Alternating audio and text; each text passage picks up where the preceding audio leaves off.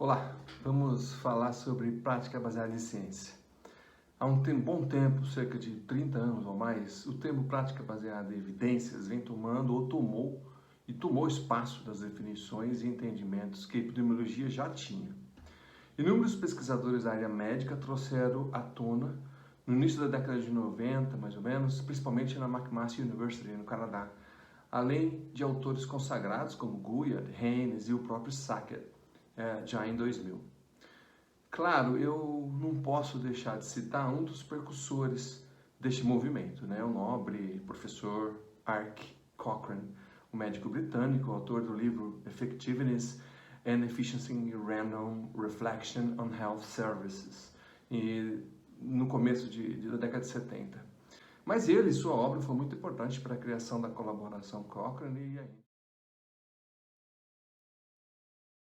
Dito isto, vale ressaltar que os adeptos da prática baseada em evidência propõem uma escala tipológica das forças das evidências, que deve ser considerada para os processos de tomada de decisão em saúde, como uma pirâmide, apontando que no seu ápice as revisões sistemáticas com meta-análises e na sua base a opinião do especialista. Muito bem.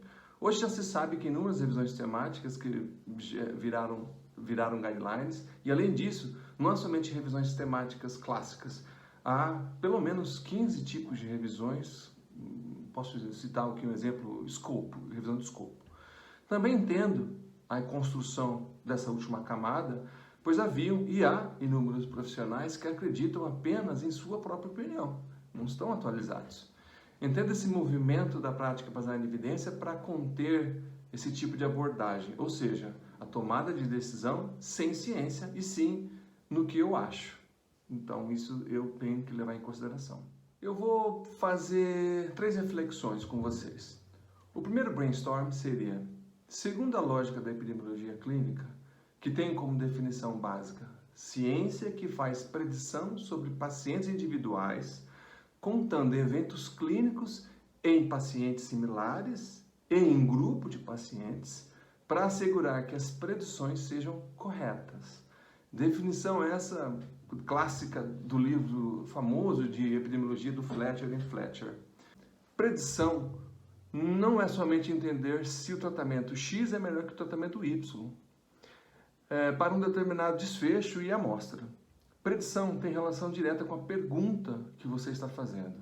Se sua pergunta quer predizer algo sobre tratamento, eu concordo que os melhores estudos são os ensaios clínicos aleatórios, as revisões sistemáticas com meta-análise e os guidelines. Não tenho dúvida disso. Mas se a sua pergunta quer predizer algo sobre prevalência de uma doença, a etiologia de um caso raro, ou, por exemplo, a acurácia de um exame físico, a aplicação da pirâmide de Sackett e companhia não cabe, se torna inócua. Segundo ponto, mais filosófico. Epistemologia, ou teoria do conhecimento, é um ramo da filosofia que trata dos problemas relacionados à crença e ao conhecimento. Imaginem 2 círculos, um círculo escrito crença, imagine a época forte isso na antiguidade, a crença, e no outro círculo a verdade. Quando você tem a junção desses 2 círculos, crença e verdade, de uma maneira geral, você tem o conhecimento. Pois bem, a epistemologia também estuda a evidência, e aqui evidência é entendida não como um mero sentimento de que temos a verdade do pensamento, mas sim no sentido forense de prova. Isto é, os critérios de reconhecimento da verdade. Minha pergunta para vocês seria que quando temos uma pergunta de pesquisa, independente do tipo, será que teremos sempre que dizer sobre a prova forense para respondê-la ou teremos outros meios? E aqui eu posso chamar de validade interna. Entenda, Método adequado. Validade interna é método adequado para seguir, e isso envolve a estatística, que ainda eu nem a invoquei, mesmo sendo professor dessa disciplina. E precisamos saber que há imperfeições na execução de um estudo, sempre. Não há prova, há uma resposta mais adequada para determinada condição ou pergunta.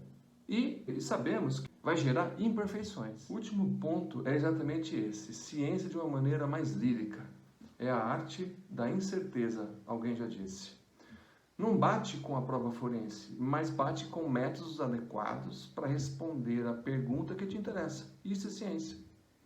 Uma médica de Porto Alegre, em uma das suas colunas no jornal GZH, disse o seguinte: ciência acontece quando alguém admite, não sei, mas quero descobrir. Bem interessante isso, né? Repare em quem sempre tem a resposta para tudo. O tratamento definitivo, a melhor vacina, o melhor tratamento de fisioterapia. Quem sempre sabe. Quem sempre se protege por trás das evidências, provavelmente está escondendo alguma coisa de você. Para resumir, cuidado com o senso comum.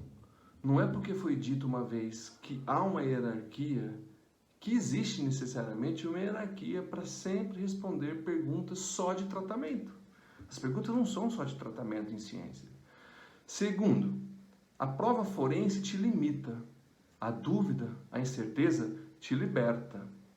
E terceiro, ciência para ser realizada de forma aberta, despida, para todos que se interessam em entender os fenômenos naturais ou os fenômenos das predições, já bem estabelecido na epidemiologia clínica.